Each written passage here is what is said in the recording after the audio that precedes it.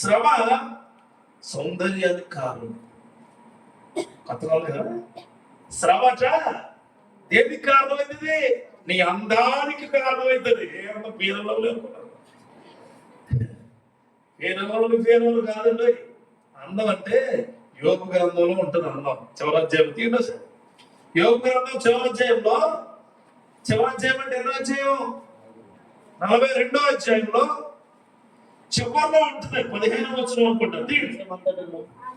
ఆ దేశమంతటను యోబు కుమార్తెలంత సౌందర్యవంతులు కనబడలేదు. వారి తండ్రి వారి సహోదరులతో పాటు వారికి స్వాస్థ్యములు ఇచ్చెను. గుర్తుపెట్టుకోండి, యోబు కష్టాలు ఎలాంటి, యోబు శ్రమలు ఎలాంటి, యోబు తన కుమార్తెలు చాలా చిన్న ఏజ్ లో బాగా సంపాదించుకున్న టైంలో పోగొట్టుకున్నాడు. అంతే, పోగొట్టుకున్నాడు. అది ఎంత శ్రమ అండి, ఎంత శ్రమ. నీ బిడ్డలు మొక్కలు చూసి ఎంత మహేషం తిరుగుతుంటున్నమాట. బిడ్డలు, నీ బిడ్డలు బహు సౌందర్యవంతులు అనే శ్రమలో నుంచి బయటకు రావాలి. దేవునికి స్తోత్రం కలుగుగాక. నా బిడ్డలు దేవుడి యొక్క దర్శన భాగ్యముతో సౌందర్యానికి కారణమయ్యే వాళ్ళు అనుకోవాలి. చూడండి, శ్రమట సౌందర్యాన్ని. కొంతమంది చూడండి, ఎంత బాధలో ఉన్నా నవ్వుతూ ఉంటారు. మొహం వాళ్ళు చూసినట్టునే బాధలో ఉంటాడు ఆయన, కానీ ఆయన చూసినట్టునే మనకి ఎక్కడ లేని ధైర్యం వస్తుంది. అది శ్రమల్లో సౌందర్యం.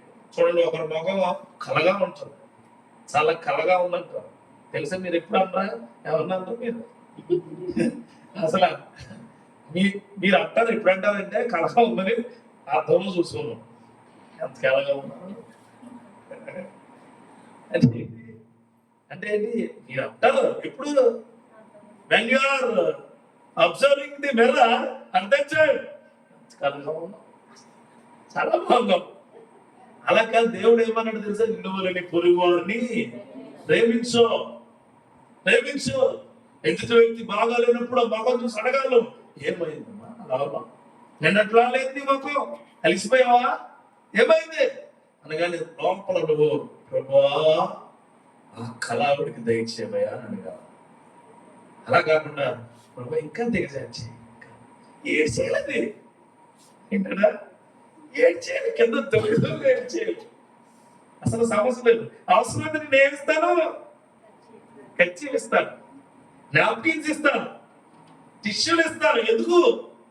తుడుచుకోవడానికి. ఒక మనిషి శ్రమ వస్తే మన జీవిత సౌందర్యానికి కారణమవుతుందని నీ కుటుంబంలో, నీ క్రియల్లో, నీ ఆలోచనల్లో, నీకున్న ప్రతి పరిస్థితుల్లో నీ కుటుంబ అందానికి శ్రమ కారణమవుతుంది. మళ్ళా రైతు దగ్గరికి వెళ్దాం.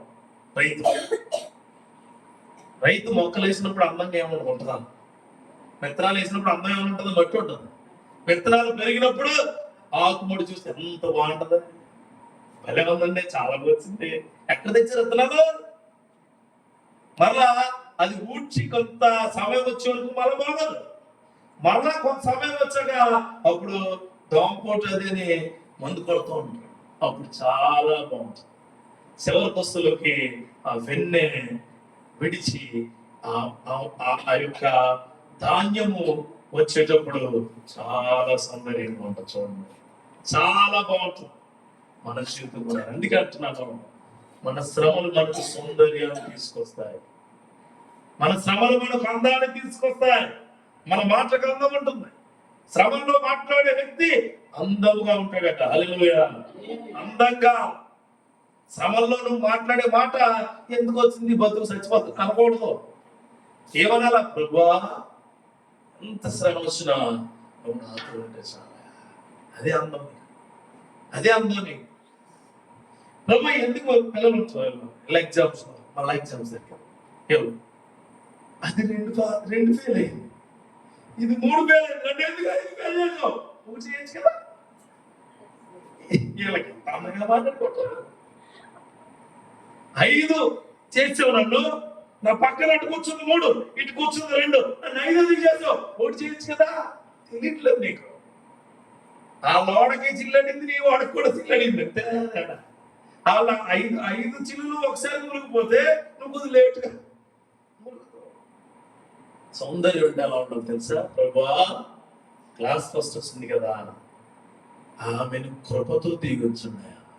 నాకు ఈ శ్రమ వచ్చింది కదా, ఏదో రోజు నన్ను కూడా అక్కడ నిలబెట్టున్నాయా. అది మన శక్తి. అది ఆ శ్రమ నీకు అర్థమైతే అప్పుడు నీ కుటుంబం, నీ జీవితము, నీ క్రియలు బాగుంటాయి. యోబు అంటున్నాడు అంతే, ఆ దేశమంతటా కూడా యోబు కుమార్తెలంతా సౌందర్యవతులు కనబడలేదు. ఆడలేదా? చాలా మంది ఉన్నారట. వాళ్ళకి ముక్కు లేదా, కళ్ళు లేవా, వాళ్ళకి చెవులు లేదా, వాళ్ళ బ్యూటీ పార్లర్కి వెళ్ళలేదా, అక్కడ రాళ్ళున్నాయి. కానీ వాళ్ళు కూడా చేతి కొట్టుకున్నారు, వాళ్ళు మంచి మంచి రంగు బట్టలు వేసుకున్నారు.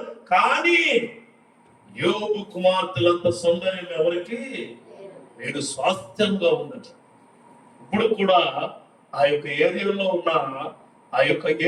ఉన్న ఆ పెద్దోళ్ళు, పిల్లలు అందరూ చాలా సౌందర్యంగా ఉంటారు. దేవుడి యొక్క మాట అలా నిలబడిపోయింది. హల్లెలూయా. నీ కుటుంబం సౌందర్యంగా, నీ కుటుంబం అందంగా ఉండాలి అంటే వేసే మొక్క చాలా గొప్పగా ఉండాలి. నీ శ్రమ దేవుడు ఇష్టపడే శ్రమగా ఉండాలి. ఇది రెండవది. ఇక మూడవది, శ్రమ మన మేలుకు కారణం. మేలు అంటే